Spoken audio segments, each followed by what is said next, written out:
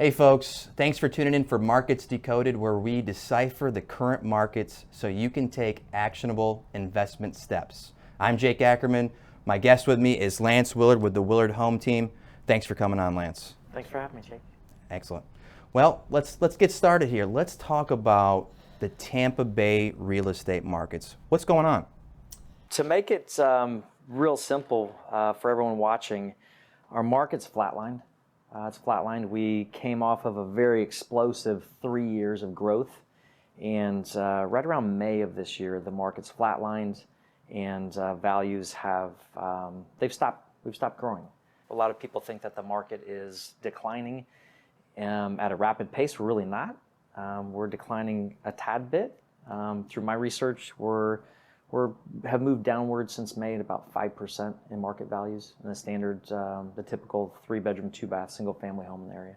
That decline, that's in the Tampa Bay area, or is that a nationwide? I can't speak for nationwide. I'm really focusing on our local market. Yeah, that's what we're seeing also. Our firm is seeing the decline is nationwide, but the Tampa Bay market is holding up quite well. Absolutely. So we still have a huge influx of people coming into our market, and that's really what's keeping our market stable is a lot of people still relocating from up north and all the traditional spots. North, east, west, all the colder states are still coming. If you turn on the news, if you listen to home buyers, some local real estate investors, they're comparing this decline, this potential decline, to a possible 2008 housing crisis. What are you telling them, and what are you telling your buyers? What are you telling your real estate investors why this is completely different? We're definitely not in that space. Number one reason, and I'm speaking for nationwide, we'll say, money is not being given out as easy as it was back in the subprime. You could literally be working at a minimum wage job and purchase a $500,000 home. And with those loans being given out, that was primary market for destruction. And subprime literally brought the globe to its knees with that bad money. To purchase a home now, you have to have money. I've not helped one buyer in the past 6 years purchase a property that did not have enough money to buy a home, that was in a poor space, that couldn't afford their home. So it comes down to the difference of affordability. In the subprime, the people that were buying homes had no business buying homes. And now to purchase a home, you have to have set goals, and you have to have the financial capability to purchase a home. So long story short, there's no bad money out there. Consumer strong. Very Consumer strong. Yeah. We're seeing it in corporate profits too. Yeah. Stock market's come down, but the earnings reports are holding up quite strong. The consumer's still spending money. The consumer has a lot of money. The consumer still has savings. Yes, it's come down some, but we had 80% of the money supply pumped in the markets in the last 2 years. So, but again, consumers are quite strong. So Lance, why should I buy a home, or why don't I just continue renting? What are you telling people that are on the fence? They're not sure. They're getting different opinions all over the place. What is the Willard Home Team telling their prospective buyers? We approach this on a very human level. It's a very personal decision to purchase a home or to sell a home. With purchasing a home in our market, rents have escalated dramatically. And so let's talk about that scenario first, and then we'll talk about sellers. Rents on average for a 3-bedroom, 2-bath in the Tampa Bay area, depending on where it's located, is going to average between $2,800 and $3,500 a month. Rents have pretty much doubled in the past 3 years. That in itself is tough for our locals to swallow. Very, very tough. A lot of people have left the state due to rents, not only the values in homes.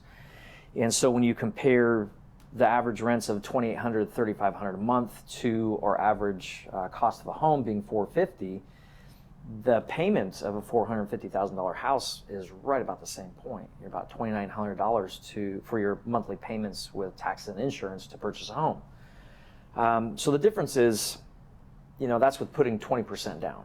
So the options between renting versus buying, you have to have had set goals. You have to have had good income to be able to put 20% down to purchase a home and be in that same realm.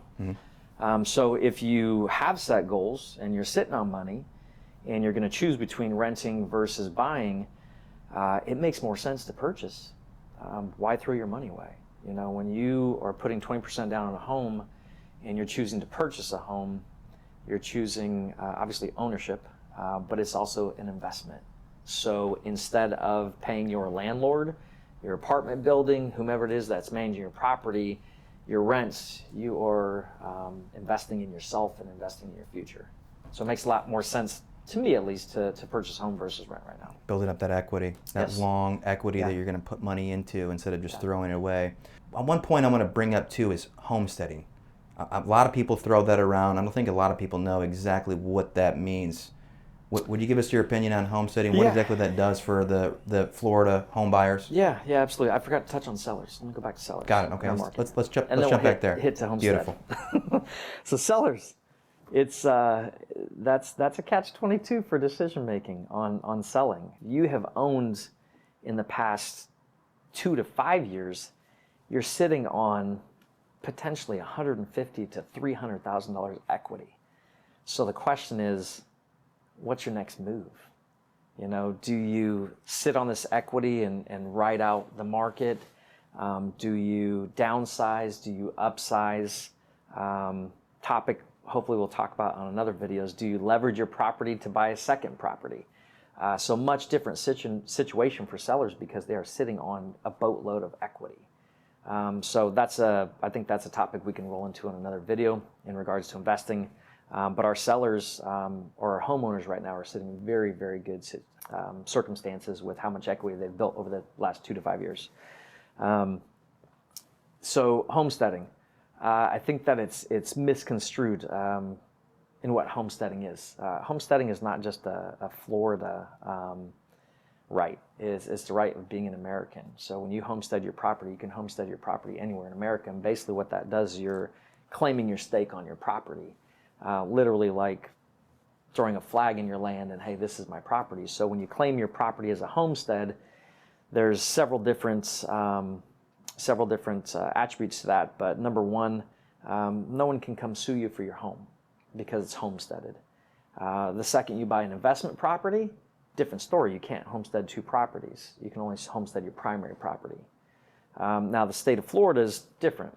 You have tax benefits and you also have some shelters. So circling back to 2008, the Save Your Home Act was not in place. So another reason why Florida's market got hit so hard is because taxes were escalating and they were out of control. So you had minimum wage workers out there buying $400,000 homes, and then they had taxes increasing, and really it was a double whammy. So they'd get hit with their interest-only payment changing to a traditional mortgage, and then they would have their taxes escalating and their payments could have tripled. So what Florida did is they put in act the Save Your Home Act, and now property taxes are capped at a growth of 3% per year once you homestead. And then also you have a $50,000 tax deduction, or not deduction, but I lost the words. Write-off?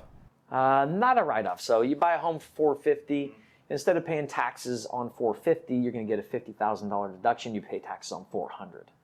Oh, excellent. Okay, that's a nice little tax code, tax avoidance method there.